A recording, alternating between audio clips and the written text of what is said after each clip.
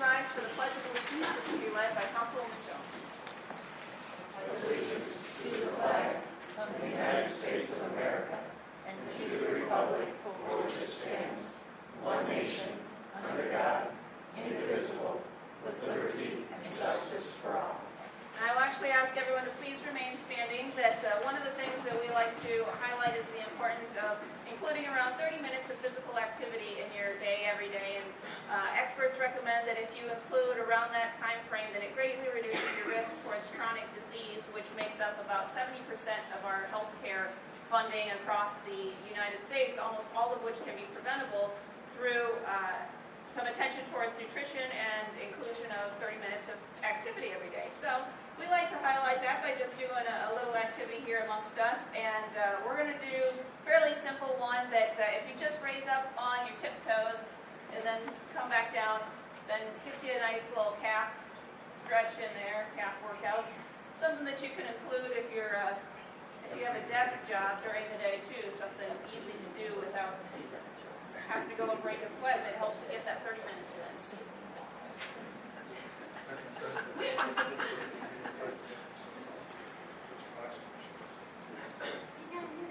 Very good. Okay, you can go ahead and have a seat. Thank you very much.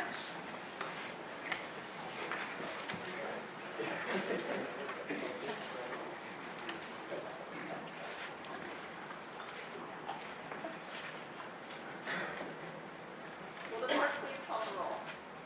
Councilman Rosensky, Here. Councilman Schmidt, Here. Councilman Jones. Here. Councilman McAtee. Here. Councilman Kirkham. Here. Councilman Galloway. Here. Councilman Leslie. Here. All right, and all members of the council received a copy of the minutes from the previous meeting on November 17th.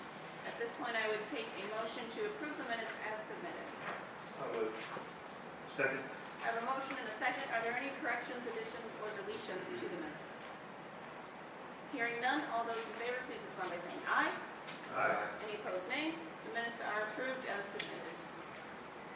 And that takes us to petitions and comments of the citizens. Would anyone like to address the city council this evening?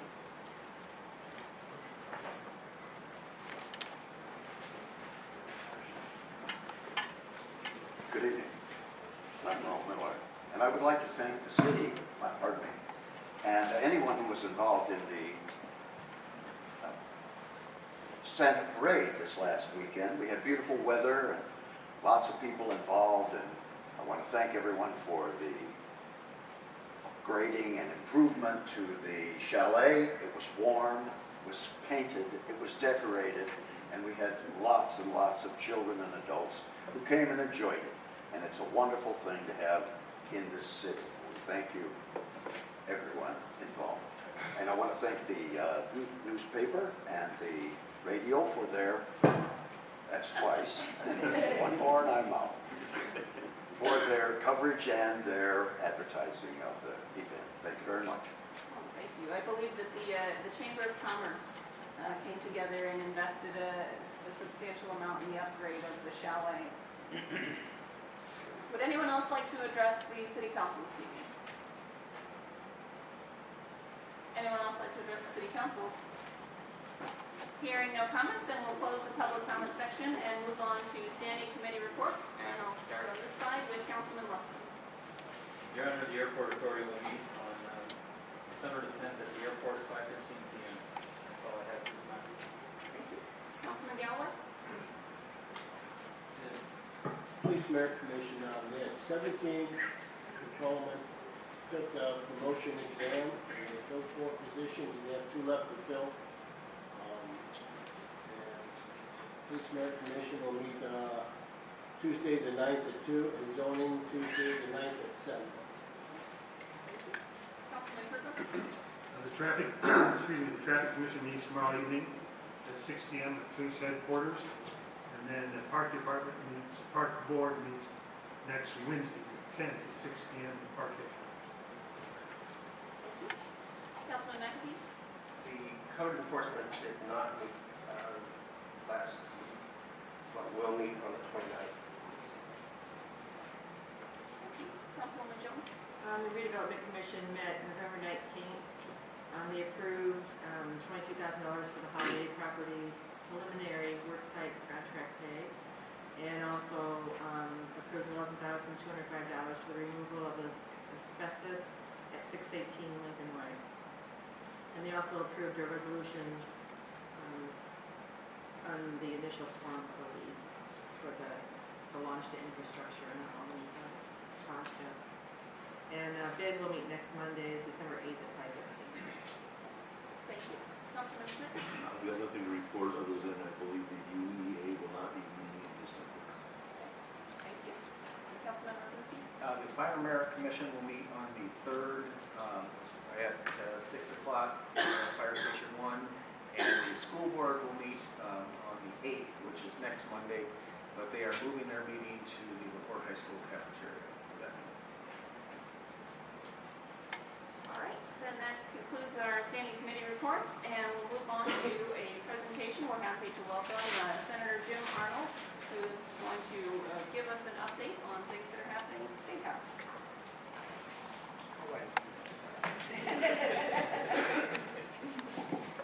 Thank you, Mayor, Council, and Clerk, Attorney, thank you so much for having me this evening. I haven't had a workout like that since the last time I was here. I was so invigorated.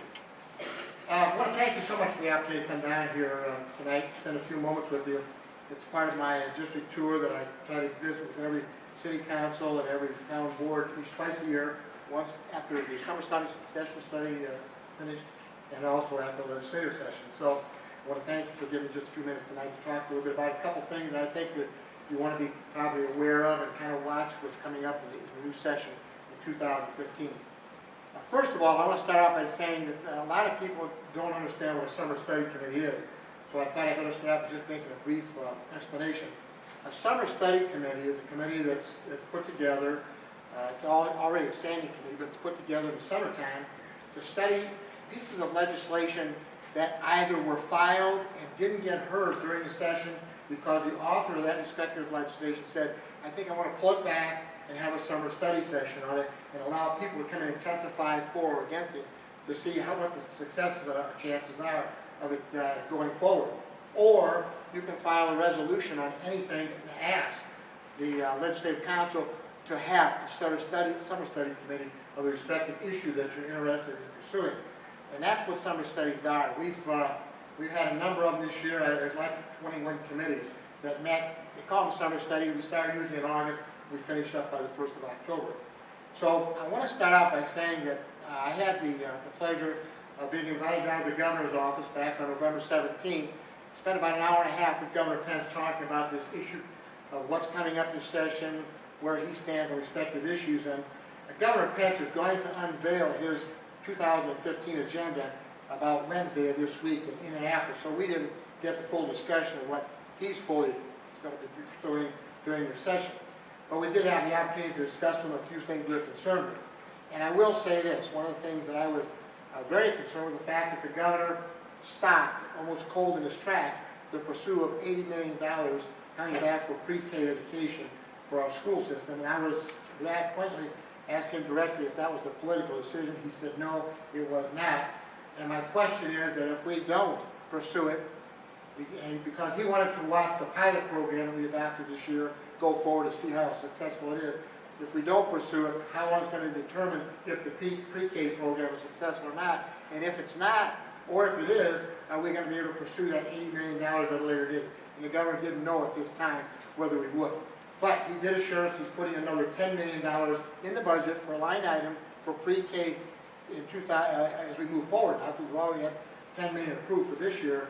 So we are happy for that. And the governor did say that he wants the 2015 session to be known as the educational session. And I told him I was happy to hear that. We've gone after education. We put $300 million out of public education a few years ago, and we've not replaced any of it. So hopefully this year, the one thing in education that we're going to be looking at is a new funding formula and hopefully providing more funding for public education. I can only hope that that's the case. But that in itself is what the meeting with the governor entailed. But I want to talk about a few things that's going to directly affect people in LaPorte County, St. Joe County, Stark County that I represent. And one of them is the public policy. Public policy is going to be one of the key issues in the 2015 general session. By the way, I should have probably said this, the 2015 general session will commence on Tuesday, January 6th. That will be our first actual day in full session. So that, and we have to be out. We have to sign and die on April 3rd. So we're going to be down there for 4 months trying to hammer out a budget, which is already the key issue. Everybody knows that we're going to be passing probably in the area of about a $30 billion budget for 2 years. So everybody wants to get their piece of the action, get their finger in the pie, so to speak. So they're already starting their jockeying down at the State House. At least they were this morning when I left down there. So public policy. If you're not familiar with public policy handles alcohol, gambling, tobacco, firearms. That's the committee that hears all those bills. We are very, very proud and very fortunate to have the chairman of the public policy in the House be our own Representative Tom Derby from here in LaPorte. He done a magnificent job. Now he's going to be his second year. The only thing I complain about is the fact he killed one of my bills last year after I got it out of public policy. He killed it in the House. So we had an interesting discussion just last week around the Thanksgiving dinner. So anyway, public policy, and here's what we're going to be faced with. And if you're not a gambler, you don't go to the casinos, I understand that. I don't criticize anybody for that. But people have to realize that the gambling is a reality and a way of life in our state. We adopted it, we accepted it, and it's here. Now we've got to make sure that we continue to see that those people survive and they flourish, because we rely on the gambling revenue in our state. Now a lot of people criticize that. You know, you can criticize it all you want, but the last thing that we can have for it to happen in our community is in Atlantic City, where 4 casinos closed to the tune of 8,000 jobs. We cannot afford to have that happen in Indiana. So we've met 3 sessions during the summer. We had representatives of every casino, all 11 casinos, and both racinos, and that would be Anderson, Indiana, and Shelbyville, Indiana. And a racino is where you have a racetrack and a casino. A representative was there for every session, had a chance to testify. Representative Derby did a magnificent job and got a lot of accolades, even from my side of the aisle, because of the way he conducted the meeting. The gambling revenue in the state of Indiana is falling off.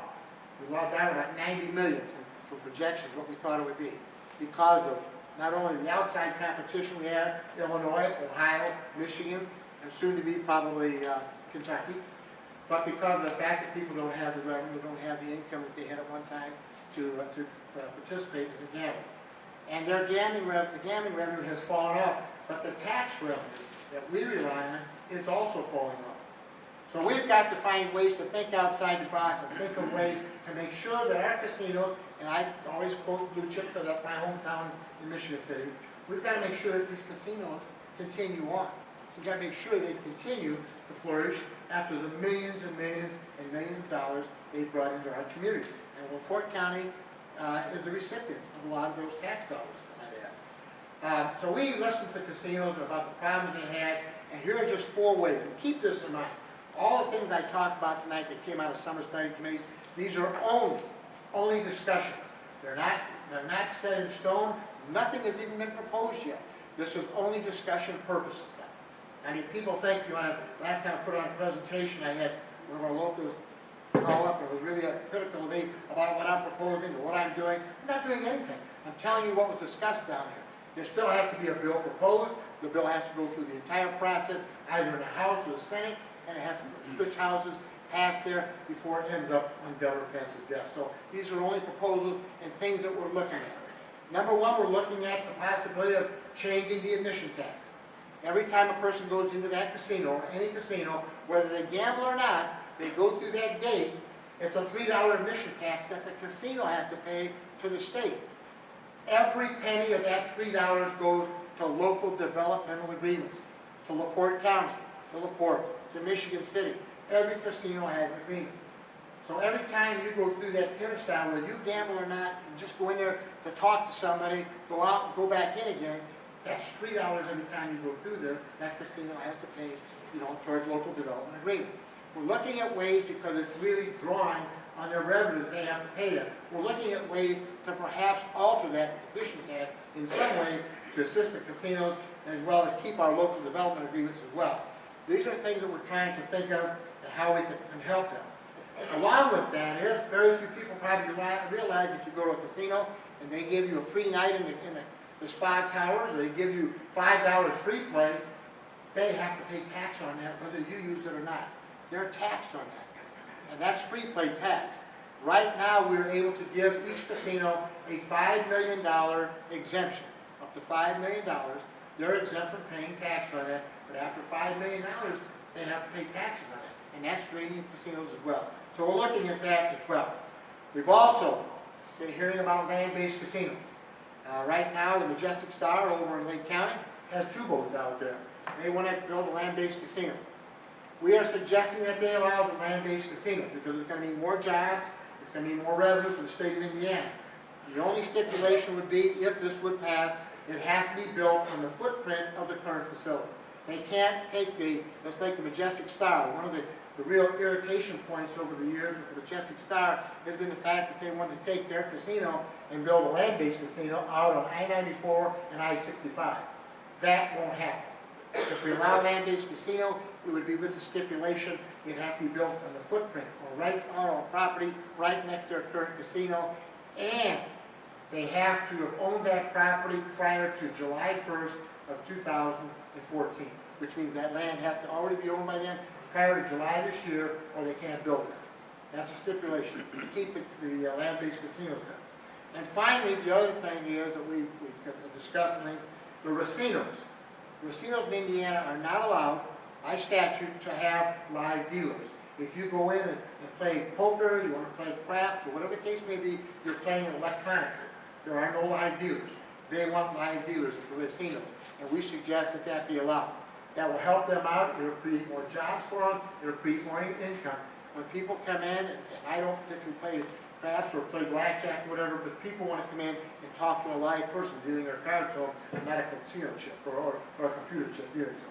So those are recommendations that we came forward with this year to look at, to explore. Not to say these are going to happen, but there's something that I think that warrants everybody in the legislature to take a hardcore look at. Now keep in mind, Governor Pence came out in August and said he is absolutely against any expansion of gambling. The only problem is that the governor hasn't explained to us yet what his definition of expansion of gambling is. And we have not been able to find out what that is yet. So we're hoping that maybe the items we just discussed, maybe the governor would be receptive to that, and maybe the governor would say, okay, I'll go along with it.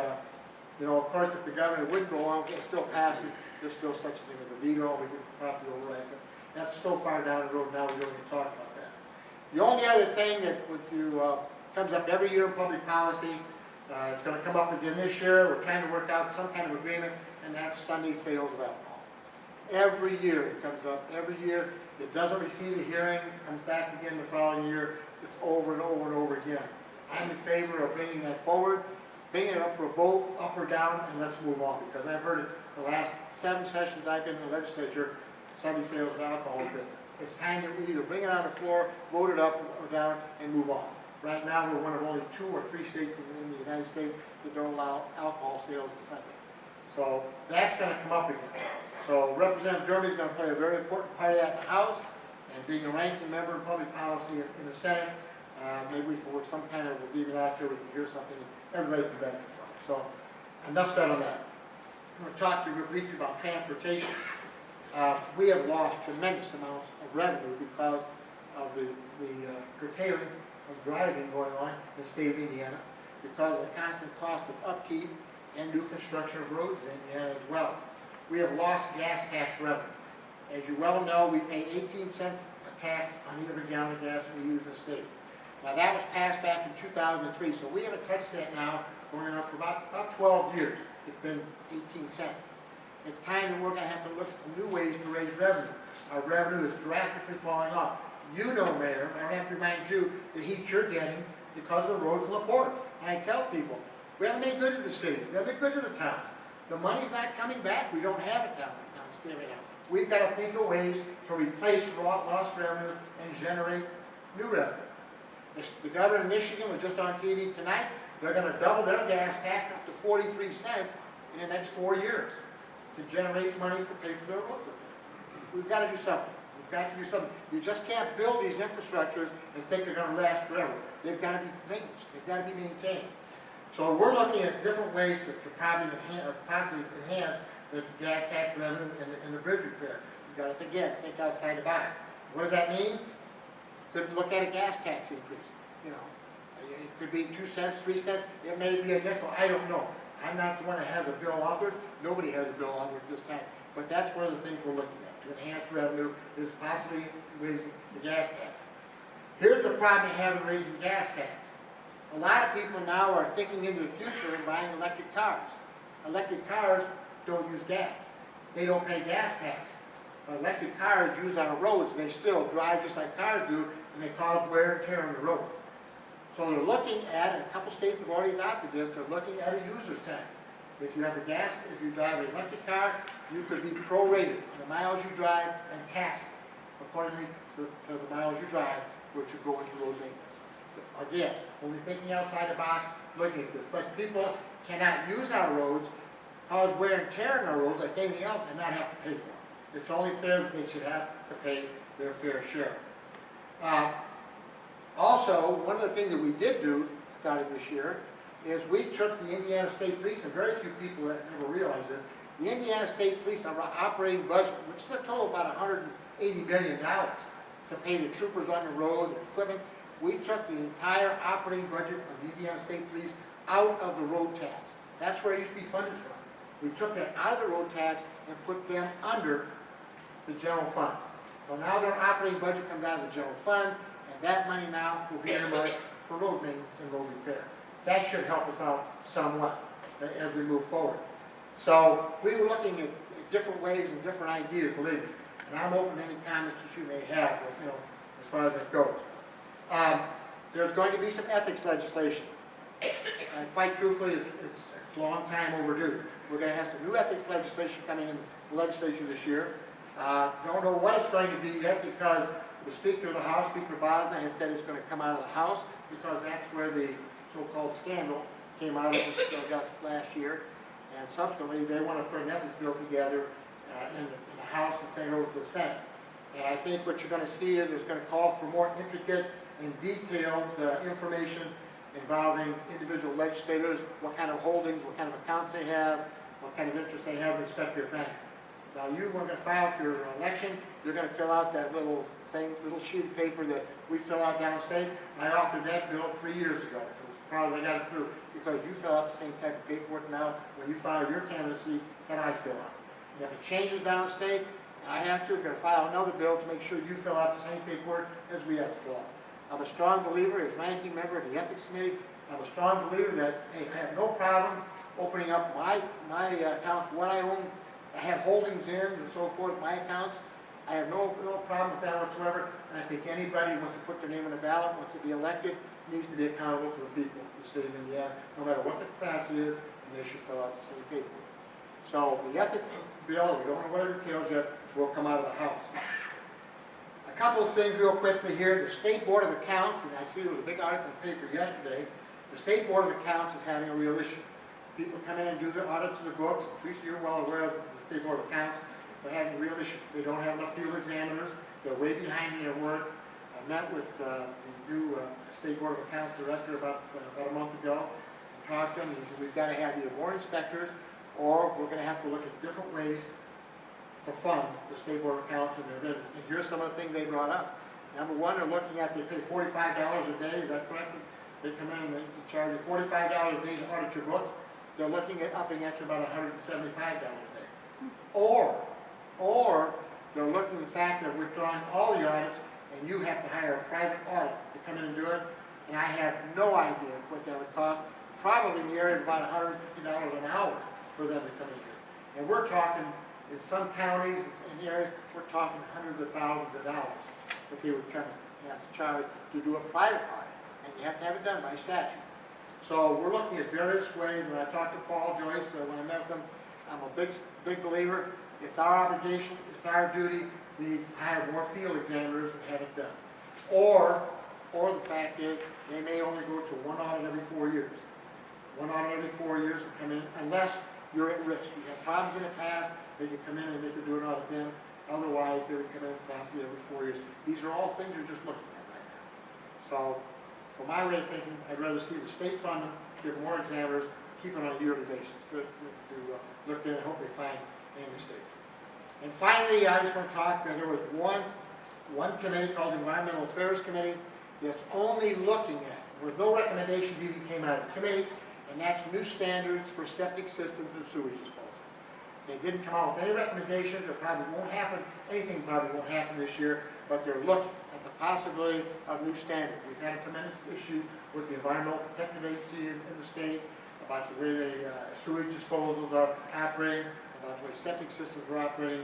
So they met this year, they came up with several points, but there were no recommendations. There were only ideas that they're kicking around, so they may wait for another year or so before anything comes up, but it is on the back burner, so they're going to wait for environmental. As far as the PERF and TURF, which is the Public Employees Retirement Fund, Teachers Retirement Fund, was also on that committee this summer. They're rock solid. The funding is there. The funding is there. Those people are solvent. There's no, because every year people start getting skinny. So the money is there. It's been investigated. It's been invested properly. Returns are good. So everybody's pension is still solid. That makes me happy. But people tell your friends, don't worry about it.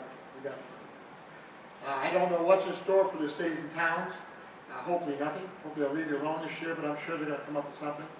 But look forward to working with you. You all have everybody in the audience as well. You have an open invitation to come down to the legislature, come down and see your legislature and work. You'll be tickled to death, see how great we operate down there. Or you may be just, disillusioned, I don't know. But you have an open invitation to come down and see myself. I'll speak for Representative Dermody as well and invite you down. And if you have any ideas, I passed out that slip of paper tonight, and Councilman Wozinski brought a couple of spelling errors. I don't print it. I'm technology challenged. I don't do it. So please, take advantage of it. Be more than happy to answer any questions you might have, Mayor, or anybody might have a question, if I can answer. Greatly appreciate you taking the time to come and give us the update on what we can expect for the upcoming session, and glad to hear about a number of the initiatives, particularly in the area of roads and streets, that this has been, as you know, a major concern of ours for quite some time, and so glad to hear that there's going to be some discussion about that. Hopefully the cities and towns are considered in those discussions, and it's not just looking at the state roads, but also at local roads and some of the funding that we have there as well. But then outside of that, if we can, then I know it's been discussed, of the possibility of a breather for cities and towns, and I know that would certainly be appreciated. But Well, I will throw this out. I should have mentioned probably in the presentation.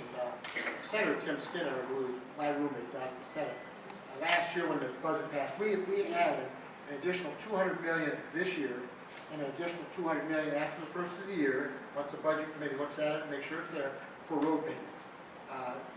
The Commissioner, Browning, testified before our committee and said it takes about $750 million a year just to maintain our roads and bridges. This isn't new construction.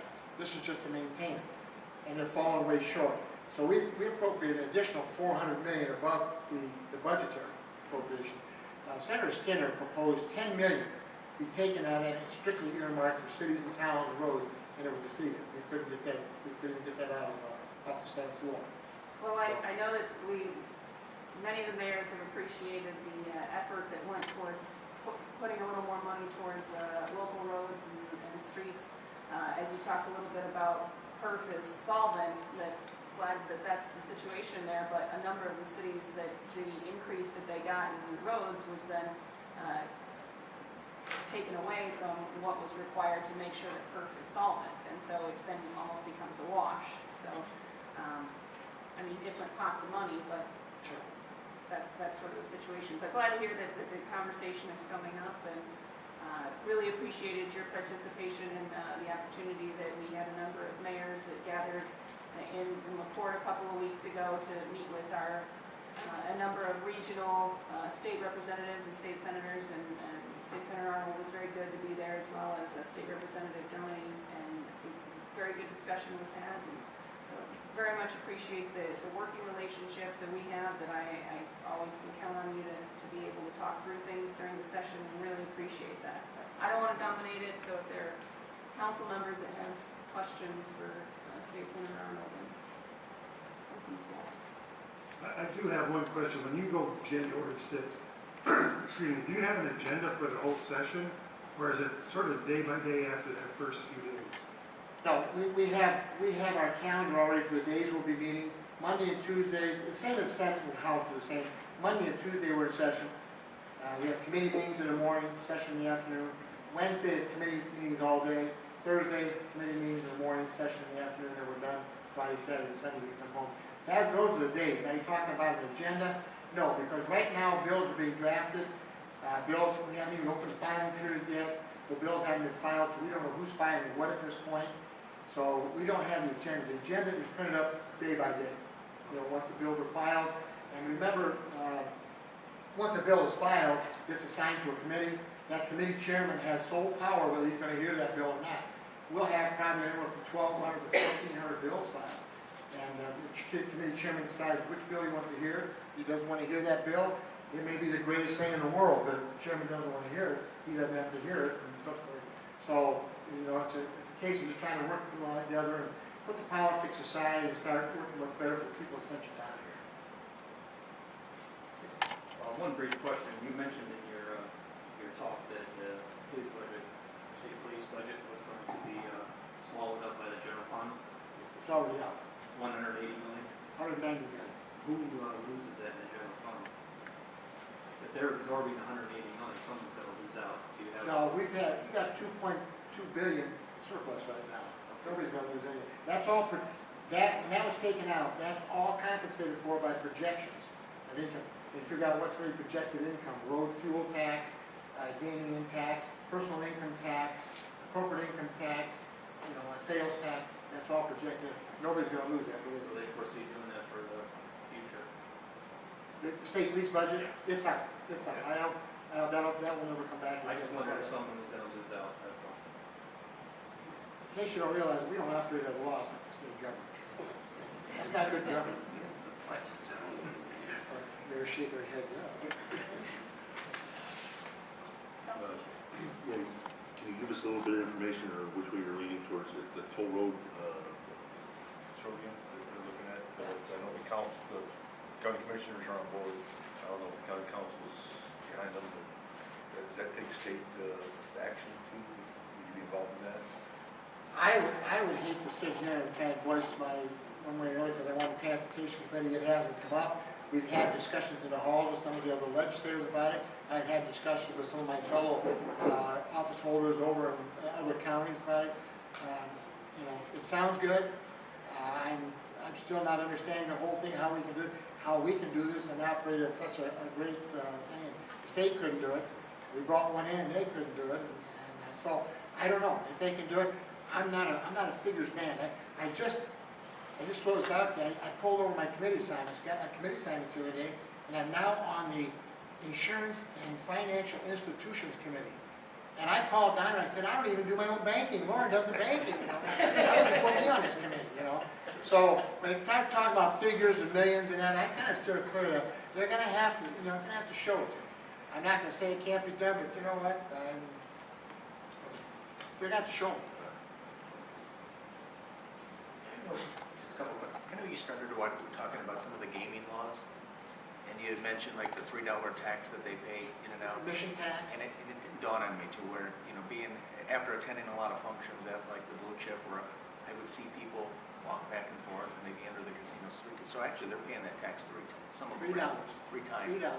But If you want to just keep walking through that turnstile, you cost Blue Chip Casino or Boyd Gaming $3 every time you go through there. Do you ever speculate how much money that they feel that they're losing for people walking back and forth? Well, I got the figures at home. I interacted with the file cabinet downstate. Last year, gaming, they're projected $378 million of tax. And here's something I should bring up, Joe, for just a second. The taxes. Blue Chip pays overall taxes north of 40%. On all their win tax or admission tax, and everything, 40% they pay taxes on. Okay. I met with the Pokagon tribe on September 2nd. Senator Roden and I met in St. Joe County with the Pokagon tribe. And if you're not familiar, the Pokagons are looking at putting a casino in my district in St. Joe County right off of 23. And they wanted to meet with us because, to make sure we were on board. I don't have a problem with that. you know, the problem I have is, I told John Warren, who's the CEO of the Pokagons, that, you know, you only pay 8% taxes in New Buffalo. Blue Chip pays 40% to the state. And he said, no, let me correct you, we pay 6%. So he corrected me right there on the spot, said, no, we pay 6% taxes. And they don't have to pay taxes on their table games. That's why you can get your George Foreman grills and your umbrellas and all the things they give out up there every week. You know, Blue Chip and the other casinos can't afford that because they're paying such a high rate of tax. And I don't have a problem with the Indians coming in and building a casino down there.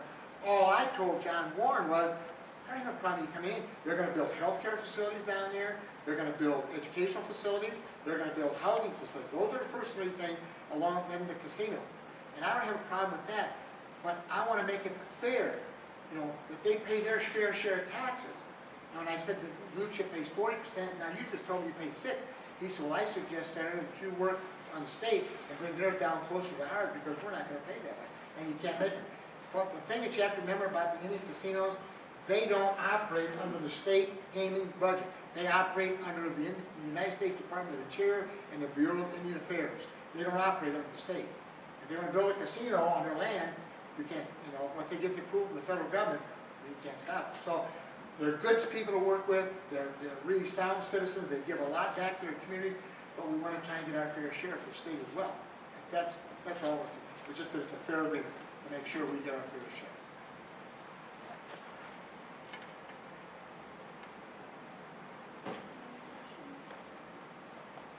Mayor, thank you so much. Council, thank you. It's always a pleasure to come here.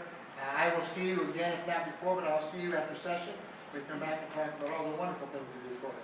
And I hope you're all still smiling with them too. And I'm going to go home and get on treadmill. Thank you very much. Thank you. Thank you. Right, then this takes us to item number 8 on the agenda this evening. Madam Mayor, I'd like to introduce an ordinance. A motion and a second for the introduction of an ordinance. All those in favor, please respond by saying aye. Aye. Any opposed, nay? Please introduce the ordinance. An ordinance designating 211 Rose Street, the Scott Brumley House, as a single-site historic preservation district within the city of LaPorte. Whereas the Common Council of the City of LaPorte, Indiana, by passage of ordinance number 1820 and the subsequent ordinance amendments 2-90 and 6-91, has created an historic district preservation commission for the city of LaPorte, providing for historic preservation districts. And whereas ordinance 1820 and subsequent ordinances amending ordinance 1820, ordinance 2-90 and 6-91 provides procedures by which areas may be designated as historic preservation districts. And whereas the property owners at 211 Rose Street, people engaged in preservation, have petitioned the Historic Preservation Commission of the City of LaPorte to be designated as a single-site historic preservation district. And whereas the Historic Preservation Commission has found that the proposed single-site historic district designation as described above meets the historic district criteria as stated in Ordinance 1820, Article 3, Section 1D, and whereas the City of LaPorte Historic Preservation Commission, at their meeting on November the 18th, 2014, has reviewed the above application for historic preservation district designation and adopted resolution number 1-2014, recommending to the Common Council that 211 Rose Street be designated as a single-site historic preservation district. Now therefore be it ordained by the Common Council of the City of LaPorte, Indiana, Section 1, that the area listed on the attached Exhibit A is hereby designated a single-site historic preservation district. Section 2, that the map submitted here as Exhibit A is approved, and it is noted that all legal steps have been taken by the Historic Preservation Commission pursuant to Ordinance number 1820 and subsequent amending ordinances 2-990 and 6-91. Section 3, general preservation standards adopted by the City of LaPorte Historic Preservation Commission shall be used to manage the herein described single-site historic district. Section 4, that this ordinance shall be in full force and effect from and after its passage, and any and all necessary approvals by the mayor. End of ordinance. All right, this ordinance has now been read in its entirety for the first time, and there are also a couple of exhibits attached. There is an Exhibit A of the layout of the property, as well as a resolution of the City of LaPorte Historic Preservation Commission recommending the designation of the Scott Rumley House, 211 Rose Street, as a single-site historic district, and that is signed by the President and Secretary and Treasurer of the Historic Preservation Commission. Is there any discussion on this before we move on to the next item? Is there a reason why they want to designate this as The site was purchased, I think it was purchased by the folks with historic preservation. Well, they worked with national landmarks and with people engaged in preservation to restore the property with the intent of ensuring that it would be maintained and its historic nature would be maintained. And so I think this is the next step in the process for ensuring that this particular property will always maintain its historic integrity. I guess my concern was just in the event that, I heard that doing the repairs up to the preservation status sometimes are cost prohibitive. And if we create an ordinance to make it on that historic preservation, is it going to stop someone from completing the repairs? Yeah, I mean, in the event that if it's too costly, if it's $1 million to put into that property, I don't know if that, I know the owner, that it said the owners were in favor of it, but I just was curious if any of the owners were here or. I don't know that the owners are here. I think the idea behind why various owners decide to pursue this is so that it lasts into perpetuity, so that if somebody else then purchases the property, then it then becomes very difficult to change the historic integrity of the building. And so the challenge that can come with that is the cost factors, and I think that the Historic Preservation Commission is wanting to work with individuals to try and be a helpful entity, less than a punitive one, but there have certainly been different interpretations of how that is handled. I mean, I just don't want to see the house, I don't want to see the house go to shambles because the people can't afford to also make the repairs. If some costs can be saved to retain some of the cultural integrity. I'm just curious if any of the owners were here, or Mr. State. I did not see Mr. State. One of the things that you need to know is that the Historic Preservation Commission has on staff a person who helps people who have questions like what you're suggesting. The economical ways to fix a house so that they don't have to put millions of dollars into it. And it's also one of those things where it's economic sense to have a historic property. It does bring value.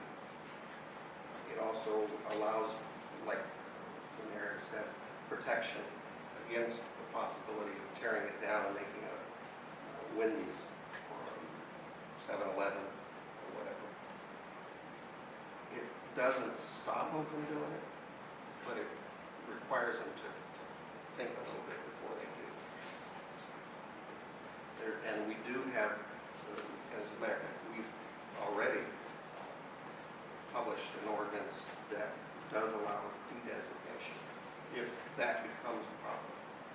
So there is a process there already. So if they find it's going to cost them $1 million, we can talk about that. I just thought it was aged. And it could have been rumored, but I thought I heard that the last owner had problems with some of the repairs that needed to be done in the excess of $500,000, and I just thought, I'd hate to see the cost preventing that home from being kept. It's beautiful. That's been And I wish I would have been there that night where they had it open. That's been a topic of conversation at many surrounding. And the previous owner, I'm not going to get into any details, but he had multiple other problems. Excuse me, Mr. Mack, do you know if this group plans on doing anything, any renovations? Yes, as a matter of fact, they already have someone who's willing to purchase it. They have a private individual who knows already that there will be some, as a matter of fact, there are already designations on it. What we're doing is just giving it local approval. The state has already got approvals on the property itself. So this is an added protection. There are already covenants on the property. But yes, they do have, and I don't want to jinx the sale because at this point they have someone who wants to purchase it. And they love it as is. They're going to do some more repairs. And this is only for the outside of the building. Or you can do pretty much anything you want on the inside. It's just the outside that we're protecting. That, yeah, we as a city council. Thank you. Any other items for discussion before we move on? Then this ordinance will be placed for its second reading on the agenda for the December 15th meeting. And that takes us to item number 9 on the agenda. Your Honor, I make a motion to introduce an ordinance for this first time. Second. Motion and a second for the introduction of an ordinance. All those in favor, please respond by saying aye. Any opposed, nay? Saying,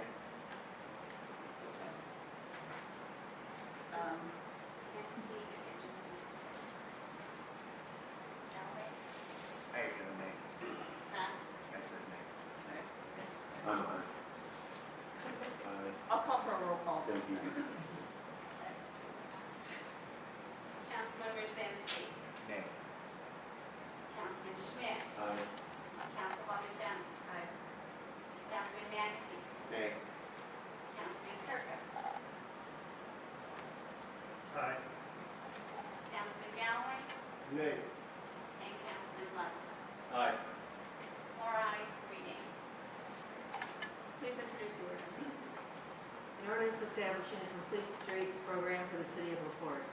Whereas a complete streets program will allow for healthier and cost-effective methods of transportation, and whereas creating complete streets reduces infrastructure costs by requiring far less pavement per user compared to increasing road capacity for vehicles alone. This saves money at the onset of the project and reduces maintenance costs over the long term.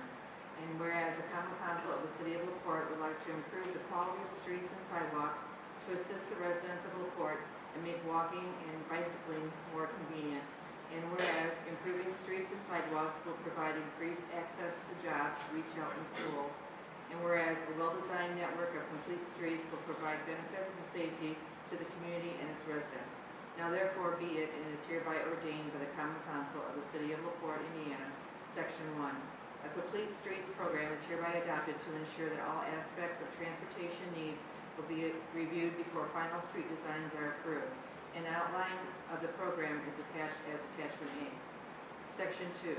The city shall develop a safe, reliable, efficient, integrated, and connected multimodal transportation system that will promote access, mobility, and health for all users, and will work to ensure the safety and convenience of all users of the transportation system are accommodated, including pedestrians, bicyclists, people of all ages and abilities, motorists, emergency responders, freight providers, and adjacent land users. Section 3. This ordinance shall be in full force and effect upon its passage, approved by the mayor, and publication as required by law. End of ordinance. This ordinance has now been read in its entirety, and there is a follow-on attachment that outlines some of the Complete Streets program that has a vision and intent to help the city develop a safe, reliable, efficient, integrated, and connected multimodal transportation system that promotes access, mobility, connectivity, and health for all users. And Complete Streets is a philosophy that has been growing in urban planning discussions with the idea and focus on when different types of transportation projects are endeavored upon to really try and encourage the review and possibility of including different types of modes of transportation. So Complete Streets then asks the urban planners and city officials to look at the possibility of including things like bike lanes, larger pedestrian paths, different types of public transportation modes, and what was included in this particular design in the language here is to ensure that whenever a project is looked at for the city, then the possibilities of including different types of transportation modes and encouraging different infrastructure opportunities that may be more cost effective and allow for different methods of transportation would be included in the review. It does not mandate that they would have to be included, that it simply requires that they have to be reviewed in the planning process. So there is no language in here that requires that any decision has to be made then that like a bike path or a extra pedestrian paths or things like that would have to be included, but it encourages then the review when the design process goes forward. And this is something NERC has adopted a policy that is a Complete Streets policy, and many cities across the country are adopting Complete Streets policies as they're looking at different types of ways to encourage quality of life development and quality of place development of their communities. This model, I think, draws a lot from some of the ordinances that different Indiana communities have put together, particularly Peru, Indiana, that I had a great discussion with the mayor there and some of the efforts that they're doing. Really fascinating to see how they're working to expand some of their local infrastructure in a cost-effective way, that they had expanded some of their street department to be able to use their street department to tear up some of the asphalt, but then bring in contractors to then be able to finish the job, but it resulted in a huge cost savings for the city. And all of this came about because of the focus that they're doing on having different ways of people and encouraging different ways for folks to move around the community. And so that was the reason why I wanted to bring this forward to the council. I think it's a great opportunity for us to just encourage the review of possibly including these types of plans and infrastructure as we look at future developments to include these kinds of possibilities. And Nick Minnick and Beth Schrader are here. If there are any pieces that maybe I missed in the discussion that you could further enlighten anybody on of some of the benefits and of Complete Streets programs. I think they did a good job of explaining it. If there are specific questions that the council has, we'd be happy to chime in. I think one of the advantages too is we're looking at that, the program is looking at the opportunities for receiving grant funding. Always a benefit to a community to have some kind of plan in place, to be able to go to a central location to say, look, we've taken a review of this and we've had the opportunity to get what we need in place, we just don't have the funding. So now we're going to show you our plan in order to uncover those funds and get some different opportunities out there, so that if the city itself is short, maybe we can do a matching situation or we can raise it. So that's one of the advantages that communities have taken by putting in place a Complete Streets program. Well, that was going to be my question is, excuse me, with the park board, we had to deal with the greenways and bikeways. For NERC to say, to look at our funding people and say, hey, do you have a plan? Is this what this is establishing in a sense of It a helps plan? create a guideline. I think that having the Complete Streets program itself certainly improves our competitiveness in different grant application processes. And I don't want to speak for the city engineer, but I think when you look at those two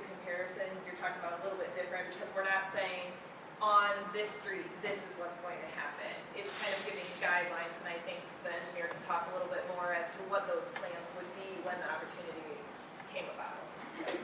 Complete Streets program is really a context-sensitive program, so it's not necessarily looking at we need sidewalks on all of our streets or we need bike lanes on all of our streets.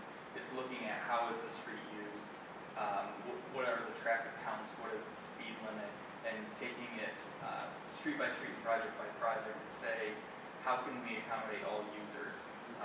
We've also put in our ordinance that we'd like to at least consider beyond the traditional users and look at, possibly using this ordinance as a way to increase our connectivity. So is there an option to put conduit for companies to come in and increase our fiber network and then making the report more marketable to different entities that may be more interested in a better fiber network. So we're really looking at trying to create something that is context sensitive where it's very dependent on that particular street. And again, it's having it part of the process up front and looking at the options. And by no means are we looking to spend more money to do something that's not going to give the benefit back to the community. So it's looking at balancing all those things to come up with those context sensitive solutions. So then, allow this to be like in your major thoroughfares, like Rose, Scott, Muller Avenue, High Street. I mean, that's where your bicycle routes and stuff like that would be, right? Potentially, but you also have to start to think about if they are your major thoroughfares, you're going to have higher traffic counts, and maybe it's not a great option to have bikes along that route also. Maybe it's better to just have a wider shoulder one street over, or something like that. So, like I said, it's hard to say these major thoroughfares would get this treatment, because it really is going to depend on the project too. If the funding's coming from a federal source, then we may have to even approach it slightly differently based on their requirements in general. So it is hard to say specific these streets would get a side path, because that's not at all what the ordinance is calling for. So then we have a plan, but we're gonna go ahead and continue paving our streets, right? Until we get grant money? Definitely, yeah. Because the right-of-ways, it's not getting in the neighborhoods either. Once we get some of these right-of-ways, we gotta get into some neighborhoods. People are tired of water sitting in front of their house, big potholes, 20, 30 years, they've never had a street paved. And your major thoroughfares always get it. Yeah, that's where the traffic is. The taxpayers don't live on those streets a lot, Yeah. Well, I think that's the importance of the section that Nick is referencing is the context sensitivity, where we look at the need of users by corridor. So we're not just looking at these specific users, we're looking at the city in its totality to say what is necessary, what is the traffic count in this area, where could these best be utilized, and letting the city engineer and the city planner's office work towards developing that matrix system for that group.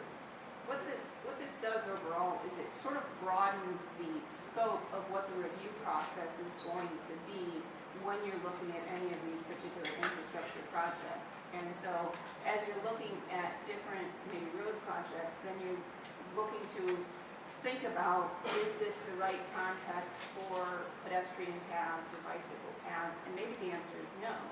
And then you move forward with whatever the project is that you're looking at. But what this particular program, this ordinance does is say, let's consider it when we're looking at the project. So that then you're trying to incorporate all the different types of transportation modes that people may use that may not always be motorized. So it broadens the philosophy that is reviewed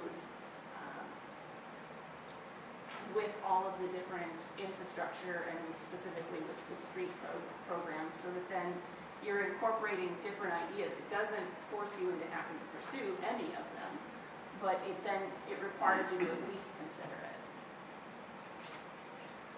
The reason I voted against it in the beginning is that there is this complete Streets Committee consists of the city planner and city engineer, not a problem with that, and an appointed member of the traffic commission, who may or may not be a city councilman. I think there should be a city council person on, on that committee. We're the people who are voted in, we're the people who have to answer for what's done. I'm not saying that I want to be on that committee, but I think someone from the city council should be on that committee.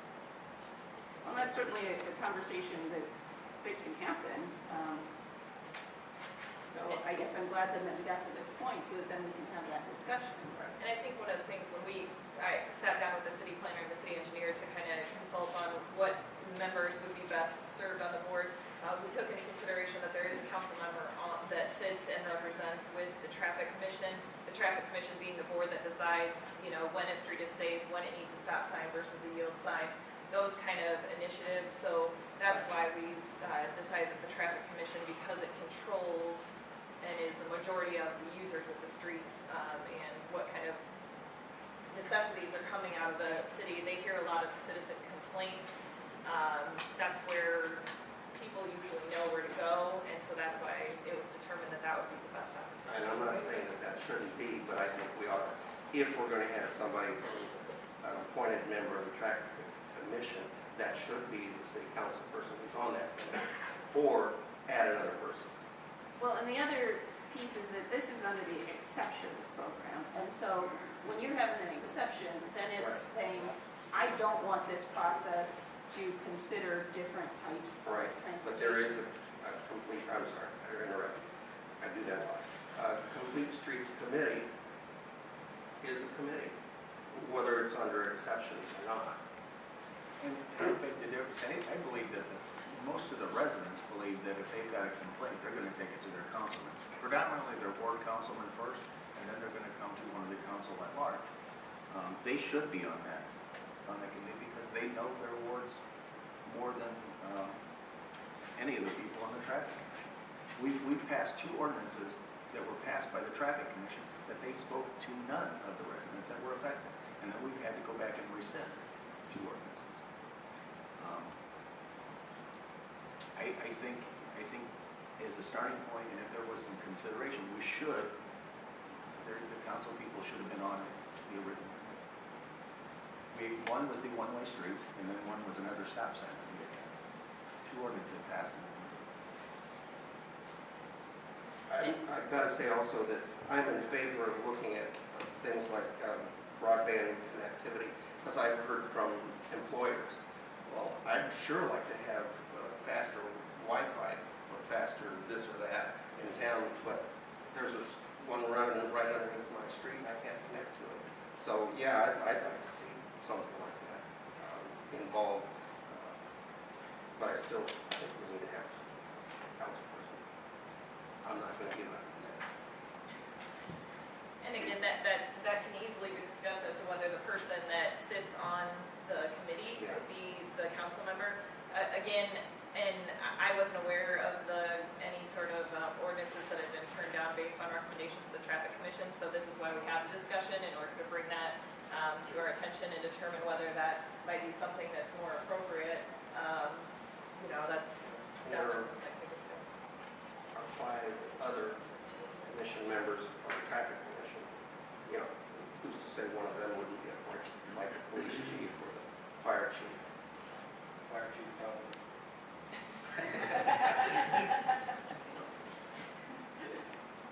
Probably, since he's always there. When it comes down to it, this is just a review process and it's input ideas. There's no dictation to it, really. They have no power. They're reviewing it and they're offering suggestions. Input and plan for it is what they did for us. And that's what I said, with the commission, the committee, they would basically be deciding whether they should include this or should not include this. They wouldn't be saying, this is approved officially, so. Then who does approve it? It still goes through the normal process. And is the city council involved in that process? We approve the funding for all the projects. It's just normal street, this is again, this is just an idea when it comes to the streets program and what we're gonna look at. It has nothing to do with, like the city engineer said, a specific street. It's saying we're going to look at each corridor and develop a plan as to what might or might not be included in that street development. So there wouldn't be any change if it were a federally funded process that go through the same NEPA process it would normally go through, and that would involve public involvement. If it were a locally funded process, I think we have some processes in place where council members have input into how we spend that money currently. So I don't think there'd be any, we're not looking at any changes to that end of the project. We're just looking at kind of the early front end planning. I just remember McClung Road project. I still remember McClung Road project and the mess that got us into. And I wish if they bring forth an ordinance concerning the streets, that they would ask the council beforehand, as opposed to putting it onto the agenda. You know, for us to acknowledge that we support this program, I think it would have a little bit more of knowledge that we're in board on, and especially in the fact that we're not included at all in any of the development. Well, and I would just say that the clerk treasurer does a really nice job of making sure that everyone gets their packets ahead of time now, and especially in email format. So I think the biggest thing is if council members have questions when they get the agenda and they say, complete streets program outline, I don't even know what this is, please explain this to me. You're more than welcome. I mean, my door is always open. I know the city engineer and the city planner would be happy to talk, whether it be phone or office. But that's why the city clerk treasurer makes an effort to get things out, the agenda out through email ahead of time, so that if there are questions on the ordinances, they can come to us beforehand and we can kind of go through that. If there are changes that, I can specifically remember a time when Councilman Luscombe had some questions and actually had some really great recommendations. And based on that, we went ahead and made some changes to an ordinance before it was presented, or an amended version was presented to the council, so that the council's input was considered. So I encourage all council members to speak to us beforehand if there is a question about the ordinance. And I appreciate the electronic version because this is how I found out about it. Unfortunately, I found out about it on Thursday, Thanksgiving, and then Friday was Black Friday. Not much. I was about to Yeah, I know, but I wasn't. Well, and I'll apologize if that was taken, if offense was taken by anyone. That was not the intent at all. I guess I didn't reach out proactively on it because of the nature of this type of an ordinance. It's not going to impact any of the council's role in the decision-making process. That it simply, from my perspective, it broadens the scope of the front end of an infrastructure project and requires that then we look at more options. It doesn't change any of the council's responsibilities or abilities to impact projects, and so I didn't get in front of it and try and talk to everyone specifically about it, because it's really just, it's more of a philosophy to incorporate more ideas at the front end, and I didn't think that it was going to be a necessarily controversial issue, and so I apologize that if that was then taken by anyone as trying to circumvent the process, that was not the intent at all. It's something that has been pretty prominent in a lot of urban planning discussions, and I thought would be helpful for us to move forward on, and still allows every opportunity for the council to exercise its rights in every infrastructure project. And if there are concerns about including a council member in that committee that decides on exemptions to this review process or concept, then I think that's an easy fix, that we can include someone. And it was not an intentional slight at all. It was simply that this is a broader philosophy that kind of requires more on the front end of the engineering team ahead of time. So if there are other recommendations that folks have, then I would welcome those, so that I truly believe that this is a positive initiative for us to move forward on, which is why I asked the city engineer and attorney to put something together. I provided the documentation because of the conversation conversations that I've had with a number of mayors across the state, I think it's a really positive initiative in competitive communities and in innovative communities, and so I thought that this would be a good opportunity for us moving forward. My apologies if that was taken in a different way. We just passed the master trail plan this year, I believe, right? I don't know what this ordinance is all about. It's got sidewalks, biking, walking. We already have a master trail plan. To me, we should be more concerned about just getting our streets paved and worrying about all this here. That's why I voted against it. To me, it's like a bunch of bureaucracy. Like you said, it's just somebody's philosophy. The master trail plan outlines a plan for us to move forward on different types of trail paths based off of the community input that went on throughout that process. What this does is says that when we look at street paving projects or reconstruction projects, as we're doing that review process, we look at the possibility of, if we're going to repave the street or reconstruct the street, is there an opportunity to address different types of modes of transportation, of pedestrians, bicycles, those types of things? And maybe the answer is no. And so we continue along the process and you resurface the street or you reconstruct just the street. Maybe the answer is yes, and you look at a unique opportunity to be able to then provide different types of modes of transportation or infrastructure for different types of modes of transportation, which is pivotal for the growth and the quality of place that successful communities are having.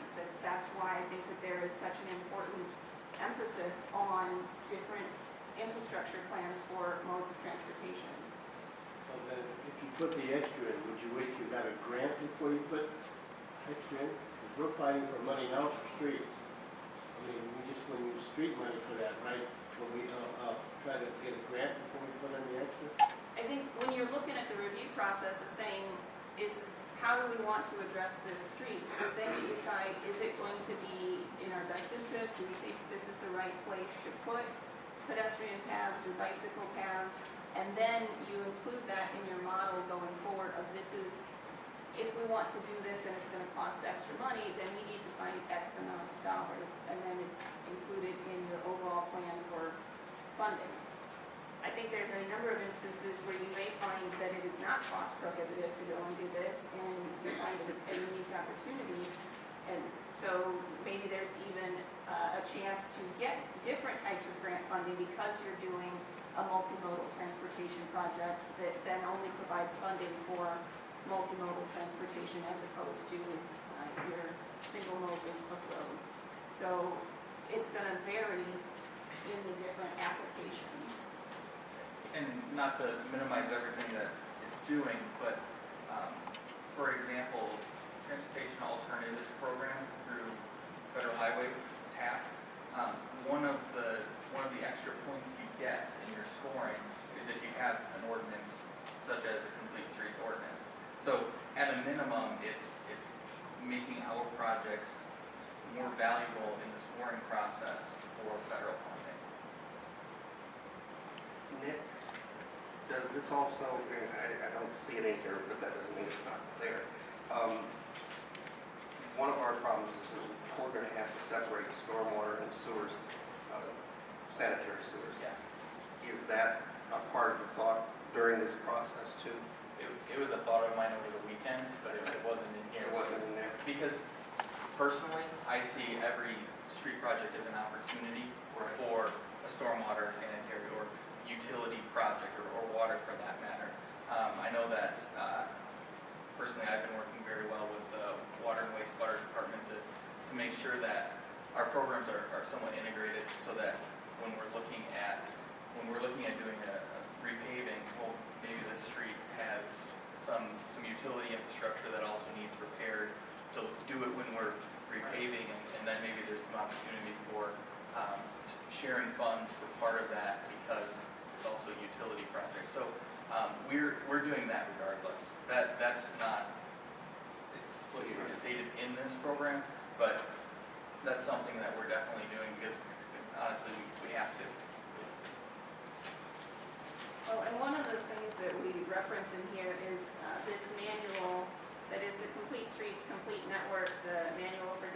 active transportation by the Active Transportation Alliance. And there's a lot of discussion throughout here of components for populating complete streets where they talk about lighting, furnishing, signing, and they have coordinating with procedural manuals and coordinating different projects. So I think that that's something that is also looked at in this manual, is trying to coordinate the schedules with utility projects.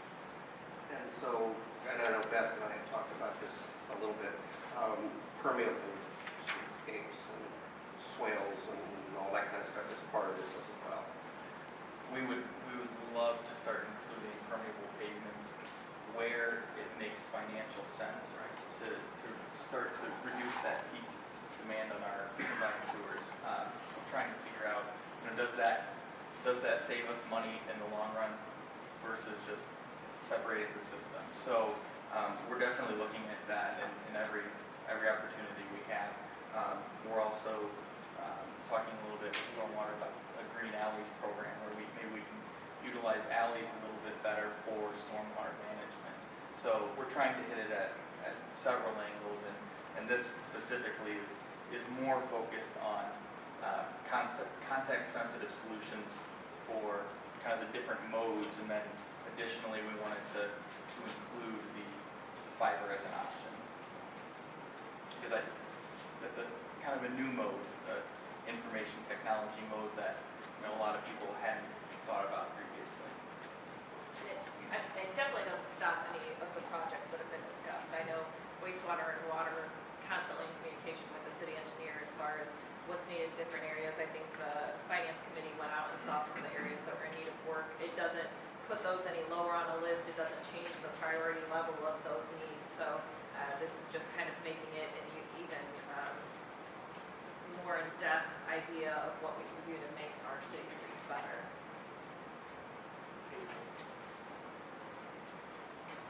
Will this cause much of will it cause much of a delay then in the other process?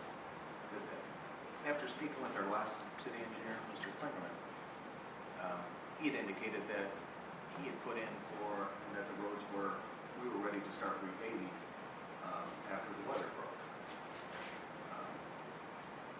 And nothing was done this past year. And I don't know if just another level of bureaucracy, knowing the fact that we have to talk with the water and sewer, how much is this going to push off? Because I don't know if we can withstand another harsh winter like last year. There were several roads that are tore up now that are still without repair. Yeah, that's not the intent at all. Personally, I don't see it as another level of bureaucracy because it's something that I'm looking at the front end of the project anyway. If we're going to resurface a street, then what else is on that street? I mean, we should be doing that just from a cost standpoint. But I don't foresee it slowing anything down, and I think everything is in place, like you said, when the weather breaks, to start doing a good number of resurfacing projects. We're looking at, But it was last year. and I can't speak to why it didn't occur last year, but I know that looking ahead, we're looking at picking that back up. We're looking at trying to use federal funds to extend our dollars as far as we can get, and we're really looking at capitalizing on a number of things to do more than we were doing.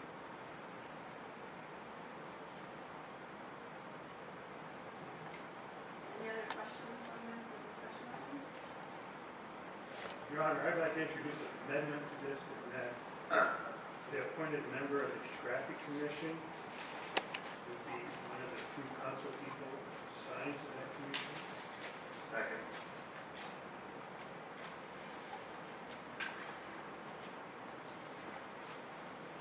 Okay, so that would be an appointed member of the Traffic Commission, One of the two council people assigned to that commission. Is that in the ordinance, or is that just part of the attachment? Part of the attachment. The attachment. Does that need even a vote? I don't think we need a vote on that, just, or do we, I don't know. Or put it as part of the ordinance, I guess. Well, since it's been already motioned and seconded, then I think we can, well, So would that place the second councilman of the ward that it's going to? Can we vote on the amendment first, point of order? right, We're going to vote on the amendment. Yeah. Right. Let's all do that first, then. and that amendment is that, Oh, first we vote on the discuss, and then we're going to vote on the amendment first. Is that what we're doing? I have a motion and a second on the floor to amend it to read, in the exceptions section of attachment A, must be approved by the Complete Streets Committee consisting of the city planner, city engineer, and appointed member of the traffic commission, being one of the two council representatives on the commission. Correct? Now, is your suggestion, Councilman Wozinski, addressing that particular amendment? The way he had said be one of the two council person, I said, so I just asked, does that mean the second person would be the ward council person from where the project would? No, because the two council members on the commission are the two, that's their standing committee, that they're part of the traffic commission. And so that representative, as I'm understanding it, would be one of those two appointments to the traffic commission. One of the two council people appointed to that commission. And that would be then the appointment to this group. I guess it would be determined by the traffic commission as to which one would serve.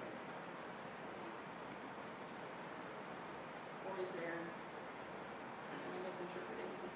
No, that's correct. That's correct. Is there any other discussion on the amendment?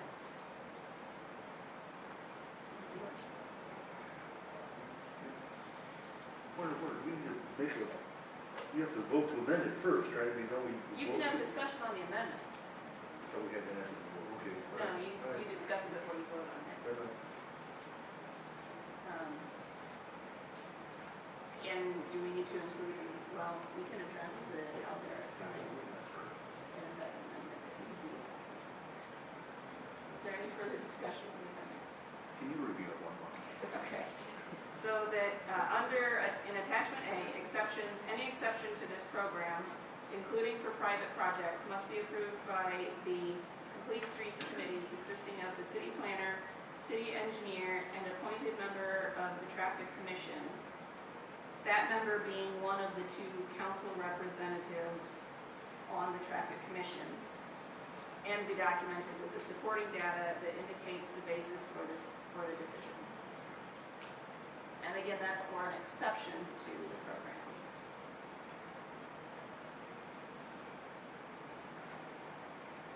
Any further questions? Okay. Yes. Where does that committee's power start at? I would think that committee would probably Say be two out of three ad hoc. power the other one all the time, and all of us get passed. Kind of like the county committee doesn't work right now. I'm not sure. Where the power lays. I'm not sure when this group would have to actually meet because it's for exceptions to just a review process.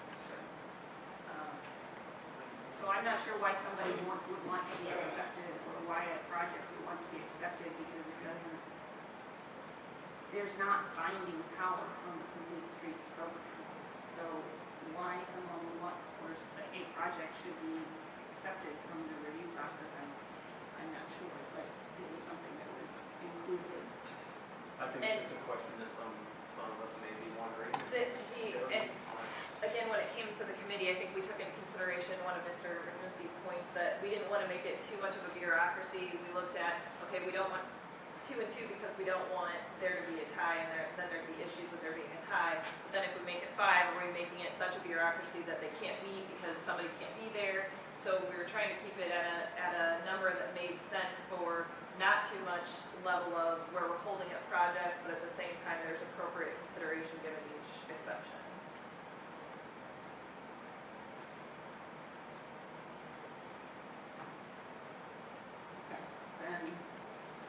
that answer your question?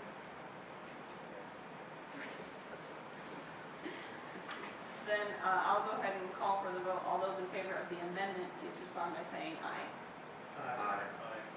Any opposed, nay? Any abstaining? I didn't hear 7 ayes, but I just didn't hear. All right, so the amendment passes to be included in the attachment. But then this will be placed on the agenda for the meeting on December 15th. That takes us to item number 9, or actually item number 10 on the agenda this evening, which before an ordinance would be introduced, a public hearing will be held. We have a copy of proof of publication. We do not have the original, but the original would be provided by council at a later date. The copy does prove that has been communicated and publicized. So I will open the public hearing aspect of the discussion on vacating a public right-of-way, or public way 8 to 10 2nd Street, and turn it over to the petitioner to discuss in the public hearing. Good evening, everyone. My name is Martin Alford. I'm an attorney in Michigan City. I'm here on behalf of the petitioners because Ms. Beckman was unable to attend tonight's meeting. My understanding in talking to Ms. Beckman this afternoon is that the publication, the receipt has not been received yet, so therefore that's why she filed the emailed copy. I'm assuming that she'll have that in the next few days, and that either her office or my office will be filing that. Okay. The Whippermans are here this evening. Ms. Beckman had filed on their behalf a petition to vacate a public right-of-way, which is an alleyway behind, I believe, some rental property that they own here in LaPorte, in the city of LaPorte, with a residential address of 810 2nd Street. I do wish to inform the council members that as of today, I personally had contact with a an attorney by the name of Kevin Savale from Frontier Communications LLC out of Minnesota. And I was informed that maybe a Tom Mack from Frontier might be here tonight. Tom is here. My understanding in talking to Council Beckman and Council Savale is that there is an ongoing easement in regards to some communication wires for Frontier, and there has been discussion that would also be an exception to the Whipperman's request as an existing easement, and they have exchanged email in reference to that. So I noted in the petition that there's an exception to NIPSCO. There should also be one for Frontier Communications as well, which their representative is here. I'm assuming just to address the council in regards to that particular agreement so that his easement is protected. And of course, Mr. and Mrs. Whipperman have come here to express to the council members that the use that they have for this property is simply to continue to maintain it. I believe Mr. Whipperman has been mowing it for some time, and they do wish to be able to. Hasn't been mowed for 5 years. Okay, but you do wish to use it. It's an alleyway that's been vacated and not used by the city. The only use it would have is for the residents in that particular area to be able to park or to extend their lawn for a few feet. And Mr. Whipperman is asking the council to allow him to do that. I do note that in the petition, that it does allege, and it would be true, that then it could be added to the tax rolls, and that would increase some tax revenues, as that has been a great discussion tonight at the meeting. And if there's any concerns from any of the neighbors, if they were here, I was not contacted by Ms. Beckman in regards to any phone calls. As of 3 o'clock, she did not receive any phone calls from any neighbors. The only one was Frontier. And we, of course, would be happy to answer any questions of the council or any from the general public if they have any questions of Mr. Whipperman as the owner of the property. And just to state for the record, as required by ordinance, we did receive the affidavit of publication of November 21st. We also received certified letters and the originals of those letters that were mailed separately to the clerk treasurer, Indiana, Michigan Power and Light, Comcast, CSINet, Frontier, NIPSCO, and then Dish Network, the city engineer and all other city departments, JTOP LLC, Arno and Jill Pressler, Michael Rosenbaum, Carol Winstrom, and Esther Winstrom. And those are all of the adjoining and abutting properties that would be affected by this location. Ms. Beckman also provided me with some photos of whatever any of the council members would like to see that it is in fact an alleyway behind his property, Mr. and Mrs. Whitman's property. I do have those in the file.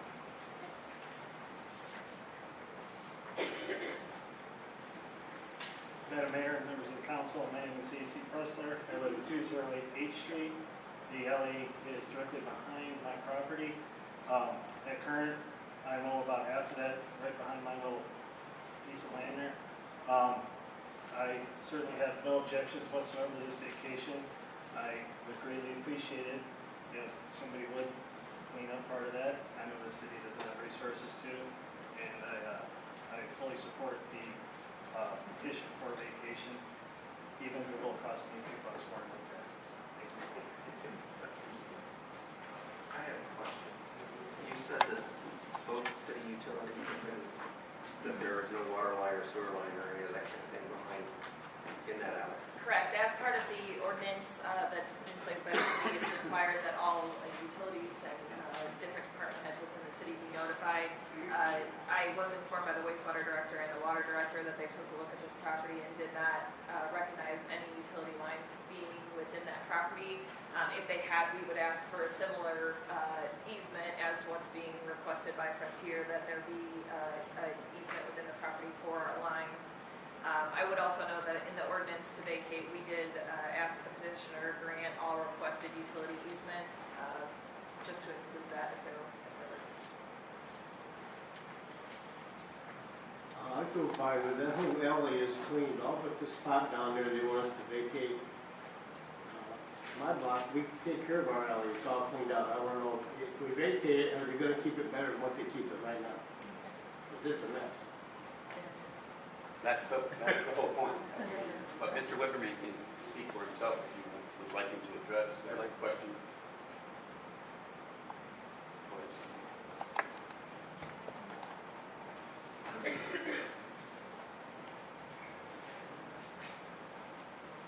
I guess I'd ask you to perhaps repeat what you asked, or be happy to address it. Yes, if we vacate this and you use this alley here, are you going to keep it cleaner than what it is now? It's a mess. I don't mind it. I would definitely keep it cleaner. My whole intent is actually, because the lot is so small as it is now, it's almost like a cracker box. And with example, this past winter was so horrific trying to park on the streets. It would be wonderful to be able to use that the old alleyway that's there to park my own vehicles on. So the first thing is I'd like to remove the trees that have been growing in it and clean the area as far as just excavating the area, putting grass seed down, be able to park next to our house, to the house there. My daughter's in the process right now.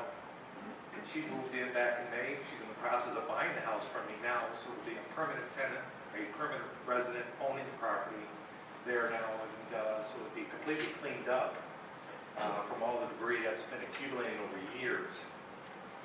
I looked down that alley and everything is beautiful except down there by your house. I actually have photos of that if I could pass them around for the other council members to look at. This is where he's talking And about obviously, clean additional there. parking or requirements as far as where a driveway may be placed would go through the city engineer process, just like anything else. It would circumvent that. This is just a purely the vacation of the alley.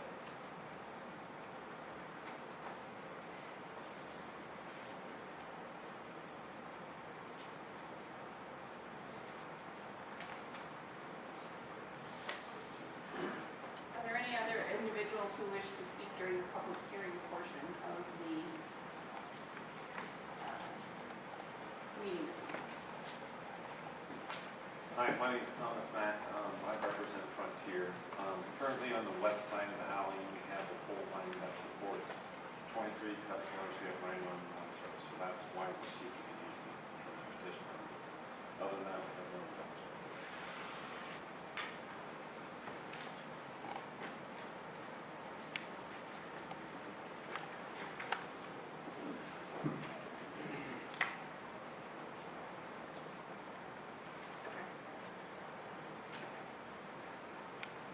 All right, are there any other comments that, or anyone else who wishes to speak during the public hearing section?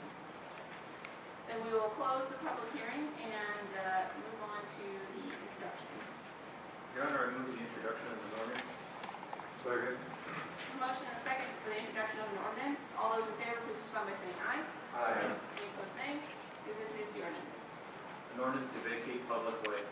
Whereas the Common Council for the City of LaPorte has received a request from Beckman Law LLC on behalf of petitioner Carl F. Wipperman, Karen L. Wipperman of the City of LaPorte to vacate a public way, i.e. an 11-foot wide alley right-of-way between lots 10 and 12 of High Street and lots 9 and 11 of H Street, as recorded in Andrews' addition to the City of LaPorte in Book 1, page 97, in the Office of the Recorder of LaPorte County, Indiana. And whereas the City Council of the City of LaPorte has conducted a public hearing on said petition pursuant to law and pursuant to ordinance number 22-2001, and heard the comments from all persons interested therein, and being duly advised in the premises, the City Council makes and approves the following findings: that the adjoining and abutting landowners to the public way to be vacated and utility entities abutting the public way to be vacated have been served with notice of petition to vacate. Number 2, that the vacation will not hinder the growth or development of the City of LaPorte. Number 3, the vacation will not make access to the land of any party by means of the public way difficult or inconvenient. Number 4, the vacation will not hinder the public access to church, school, public building, or place. Number 5, the vacation will not hinder the use of any public way. Number 6, the vacation requested by the petitioner is in the best interest in the health, safety, and welfare of the citizens of LaPorte. Number 7, petitioner will grant all requested utility easements that exist within the described right-of-way. Now therefore be it ordained by the City Council of the City of LaPorte, LaPorte County, Indiana, as follows. Section 1, that the following public way on the property located in the City of LaPorte be, and the same is hereby subject to retention of existing utility easements vacated, an 11-foot wide alley right-of-way between lots 10 and 12 of I Street, lots 9 and 11 of H Street, as recorded in Andrews' addition to the City of LaPorte, Book 1, page 97, in the Office of the Recorder of LaPorte County, Indiana. Section 2, that the Clerk Treasurer of the City of LaPorte is requested and directed to record this ordinance in the Office of the Recorder of LaPorte County, Indiana, and also to present this ordinance to the LaPorte County Auditor. Section 3, this ordinance shall be in full force and effect from and after its passage, adoption, and publication as required by law. All right, this ordinance has now been read in its entirety for the first reading, and if there's any discussion, we'll open the floor up for that. What the other lots? Between 14 and 13, 15 and 16. As far as the petitioners are only requesting that specific parcel. There hasn't been any sort of concern as to the continued use, but I can't speak as to those portions. So the vacated property and the adjoining property owners each get half of that, is that? So, Good, it would be broken. so in actuality, the alleyway, Mr. Woodman mentioned parking, the cars behind there. So in actuality, if the property owners get half of that, then they would all have to be in agreement. And like I said, as far as parking cars on it, that would be something I would have to refer to the city engineer. I can't, just looking at the parcel that I have, I don't know as far as what the width would require for a car to be parked there.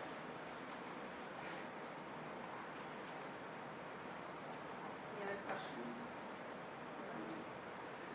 All right, then this ordinance will be placed on the agenda for the December 15th meeting for its second reading.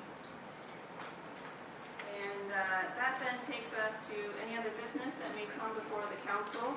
And a couple of announcements that December 13th will be the downtown cookie walk, and that was a great success last year that many folks came out and wanted to purchase the tins. I hear that they've increased their order of tins this year substantially, so highly encourage folks to take advantage of that.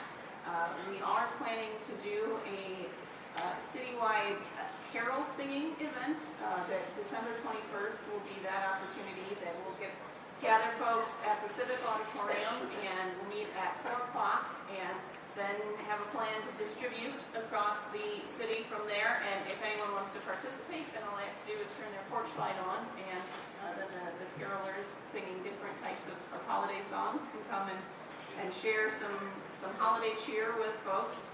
And we are extremely proud of our LaPorte Slicers and the New Prairie Cougars for their outstanding performance throughout their entire football season. And it was an impressive event on Friday and Saturday, events plural, on Friday and Saturday to see the number of folks that traveled down to Indianapolis to support these teams.